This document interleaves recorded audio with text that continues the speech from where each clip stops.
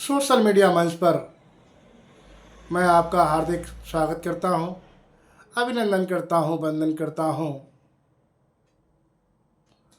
आज मैं आपके बीच में एक ऐसी कंपनी की चर्चा करूंगा जो भारत सरकार की पूर्ण स्वामित्व वाली कंपनी है, जिसका नाम है भारतीय जीवन बीमा निगम यानी LIC। आखिर भारत में LIC क्यों बेहतर है? आप कहेंगे भाई आप कौन होते हैं LIC के बारे में बताने वाले? नमस्कार, मैं Chandrajit Sharma, financial consultant LIC of India. मैं पिछले 16 सालों से क्षेत्र में हूँ और आगे भी इसी तरह रहूँगा। मुझे ऐसा लगा कि लोगों के बीच में एक वीडियो के माध्यम से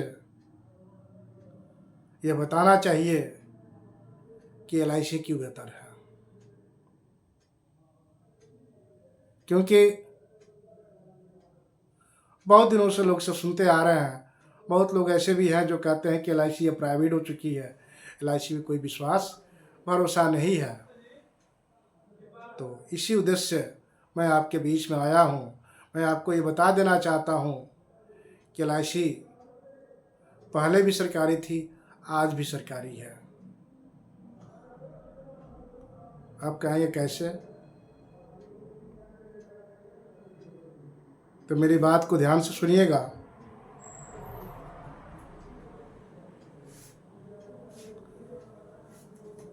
जब देश आज़ाद हुआ,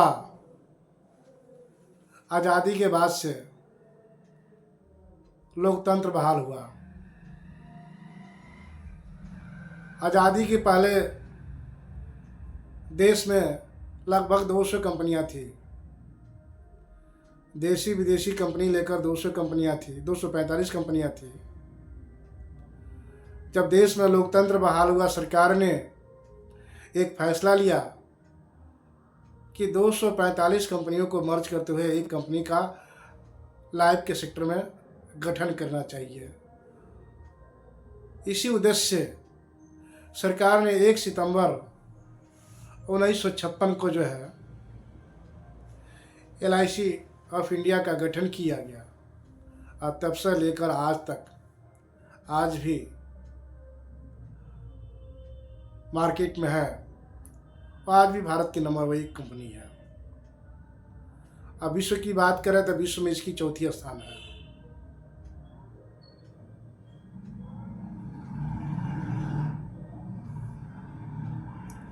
LIC में एक ऐसा भी एक्ट लगा हुआ है जिससे 100% LIC सुरक्षित है। कहेंगे कैसे? वर्तमान समय में भारत में लगभग लाइफ के सेक्टर में 24 कंपनियां हैं। 23 कंपनियां प्राइवेट कंपनियां हैं। एक कंपनी सिर्फ LIC ऑफ इंडिया जो है वो भारत सरकार की कंपनी है। जब LIC का गठन किया गया तो उस समय एक धारा लगाया गया, life insurance corporation of India 1956 section 37A। इसका मतलब यह हुआ कि LIC में सॉवरेन गारंटी लगाया गया। आप कहेंगे भाई सॉवरेन गारंटी क्या है?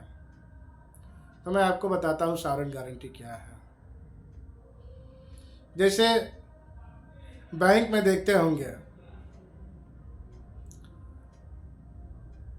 कि उसमें भी सॉवरेन गारंटी है। आपके अकाउंट में भले 50 लाख जमा हो, 1 करोड़ जमा हो, चाहे जितना भी जमा हो, किसी कारणवश अगर बैंक दिवालिया घोषित हो जाती है, उस सिचुएशन में 5 लाख रुपया तक का देनदारी भारत सरकार की रहती है। यानी बैंक डूब भी गई तो 5 लाख रुपया आपका सुरक्षित है वह भारत सरकार आपको 5 लाख वापस कर देगी। बाकी रुपये की कोई गारंटी नहीं है भारत सरकार की। लेकिन वही LIC ऑफ इंडिया में आइए, वहाँ आपका 100% तक आपका रुपया सुरक्षित है। वहाँ पर भी अभी हमने बताया है कि 24 कंपनियां में 23 कंपनियां प्राइवेट है, एक सरकारी है, वही LIC। तो LIC में सॉवरेन गारंटी लगा हुआ है, और सॉवरेन गारंटी के तहत जितना लाख का आपका बीमा है, चाहे वो 5 लाख का हो या 50 लाख का हो या 50 करोड़ का हो, किसी कारणवश कंपनियां अगर दिवालिया हो जाती है, उस कंडीशन में भी आपका 100% तक का बीमा धन सुरक्षित है। वह भारत सरकार की देनदारी है, वो आपको मिलेगा। जबकि बाकी कंपनियों में ऐसा व्यवस्था नहीं की गई है, या सिर्फ बैंकों में व्यवस्था की गई है, वो भी सारे बैंकों में नहीं है। और पहला LIC में 100% का सॉवरेन गारंटी है, तो इसलिए आपका LIC में 100% तक का सुरक्षित है।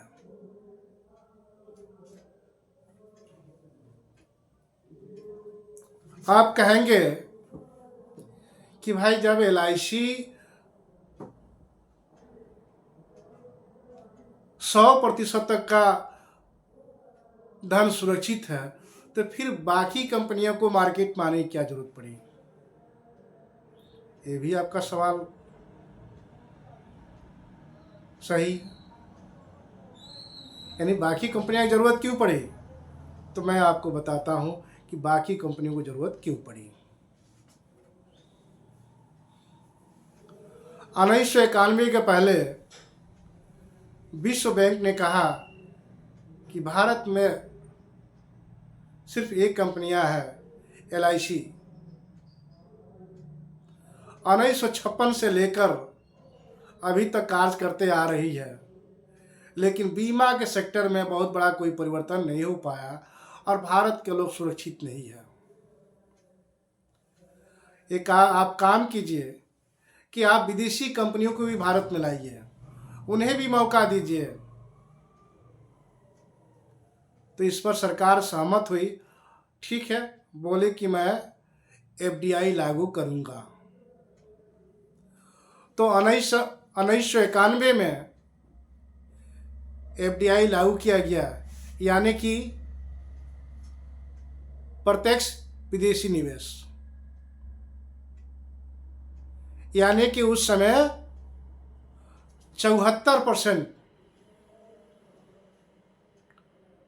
का विदेशी प्रत्यक्ष निवेश किया गया, और 1991 से लेकर आते आते उसका 2000 में लागू कर दिया गया।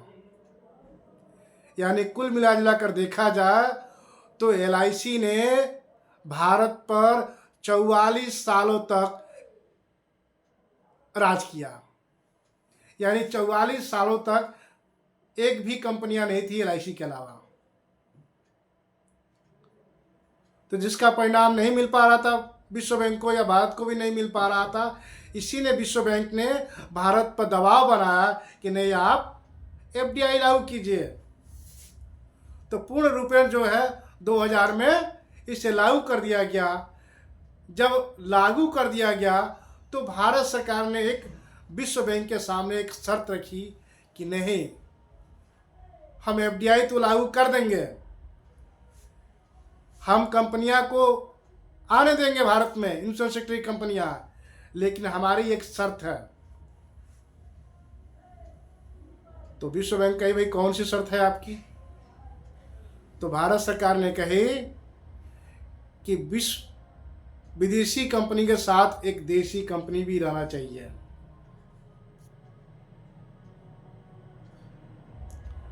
बाद में उस चीज को मान लिया गया,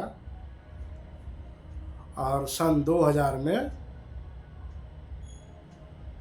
74% FDI पूर्णतः लागू कर दिया गया। और उस समय से लेकर इस समय तक लगभग 23 कंपनियां, प्राइवेट कंपनियां भारत में है, जैसा आप भी जानते होंगे, देखते भी होंगे। लेकिन 23 कंपनियां जो भी है, आज भी वो सिंगल कंपनियां नहीं है। उसके साथ एक देसी कंपनी है और दूसरी विदेशी कंपनी है। जैसे आपको मैं बता भी देता हूँ, ब्रीफली में बता देता हूँ। बजाज एलायंस, बजाज भारतीय कंपनी है, एलायंस विदेशी कंपनी है। मैक्स न्यूयॉर्क, मैक्स भारतीय है, न्यूयॉर्क विदेशी कंपनी है। पीएनबी मेट लाइफ, पीएनबी भारतीय है, मेट लाइफ विदेशी है। रिलायंस निपुण, रिलायंस भारतीय है, निपुण विदेशी है। टाटा एआईजी, टाटा भारतीय है, एआईजी विदेशी है। अब इसके बाद जानते भी होंगे कि एसबीआई लाइफ का बहुत नाम चल रहा है। एसबीआई बैंक है, स्टेट बैंक है, तो लोग कहते हैं भारत की सबसे बड़ी कंपनी बैंक है एसबीआई। तो एसबीआई भी क्या की, अपना भी एक कंपनी लॉन्च कर दी, एसबीआई लाइफ। कुछ लोग तो ये जानते हैं कि एसबीआई ये भी सरकारी कंपनी है, लेकिन मैं बता देता हूँ एसबीआई भी प्राइवेट कंपनी है लाइफ सेक्टर में। हम बैंक की चर्चा नहीं कर रहे हैं, हम एसबीआई जो लाइफ है, एसबीआई लाइफ में भी फ्रांस की एक कंपनी से डील है, जिसमें उसमें 24% तक का शेयर है। यानी कुल मिला जुला कर देखा जाए तो एसबीआई लाइफ भी प्राइवेट है।